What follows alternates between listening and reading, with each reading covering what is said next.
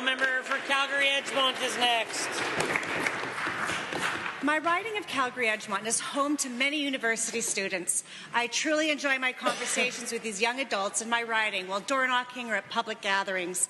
Recently, I hosted the Student Union from the University of Calgary to have an update on life on campus. It was very disappointing. It was heartbreaking.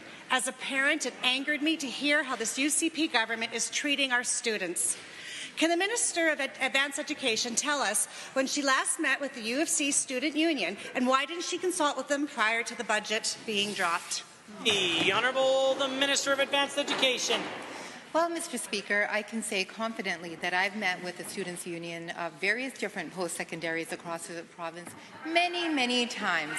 I've met with the students at the University of Calgary. We've had very many meaningful conversations, particularly around affordability, and certainly I take those conversations into mind when looking at other policy ideas that are going to be addressing affordability. So I will end off by saying I'm very proud of the engagement that I've done with students across the province, and I'll continue to do so. Honourable Member for Calgary Edgemont.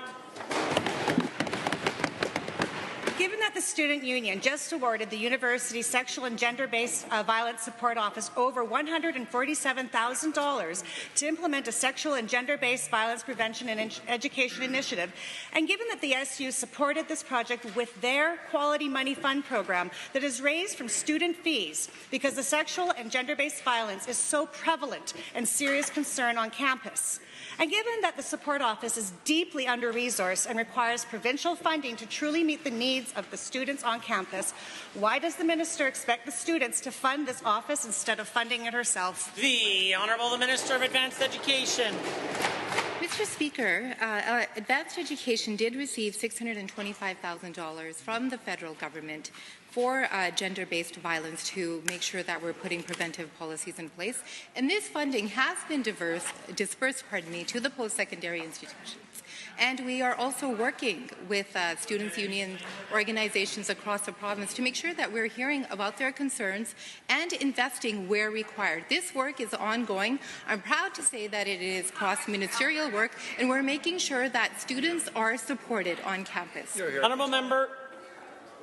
Given the 2023 advocacy survey report, where 63% of respondents indicated some difficulty in accessing healthy, affordable, and culturally appropriate food, indicating a significant barrier for food accessibility on campus, and given that the barriers to food access can negatively affect students' academic performance, and given that the SU Campus Food Bank has reported handing out 793 hampers since September the 1st, which only feeds a person for 7 days.